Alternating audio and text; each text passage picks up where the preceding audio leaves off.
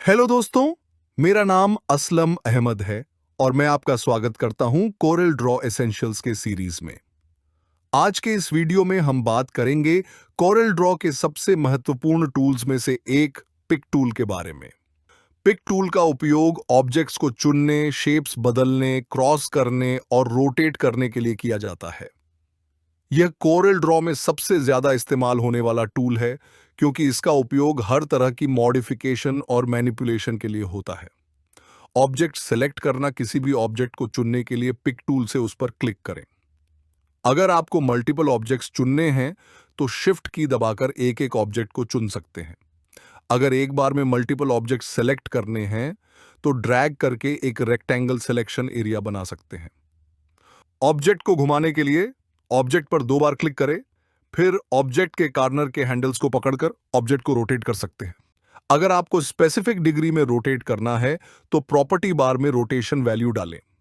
Size या shape resize करना, किसी भी ऑब्जेक्ट का साइज या शेप बदलने के लिए उसके किनारों या कोनों पर दिखने वाले हैंडल्स को ड्रैग करें।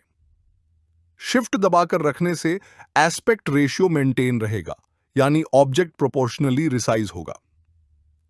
ऑब्जेक्ट्स स्क्यू करना। पिक टूल से किसी भी ऑब्जेक्ट को स्क्यू करने के लिए ऑब्जेक्ट के ऊपर वाले साइड हैंडल्स को ड्रैग करें। इससे ऑब्जेक्ट तिरछा हो जाएगा। हिडन ऑब्जेक्ट्स सेलेक्ट करना, अगर एक ऑब्जेक्ट दूसरे के नीचे छिपा हुआ है तो उसे चुनने के लिए ऑल्ट की दबाकर ऑब्जेक्ट पर क्लिक करें। पिक टूल का sub tool free hand pick tool. इससे आप ग्रुप ऑब्जेक्ट्स से पर्टिकुलर ऑब्जेक्ट्स को ड्रैग करके चुन सकते हैं। अगला है फ्री ट्रांसफॉर्म टूल, जो ऑब्जेक्ट के शेप को फ्री बदल सकते हैं।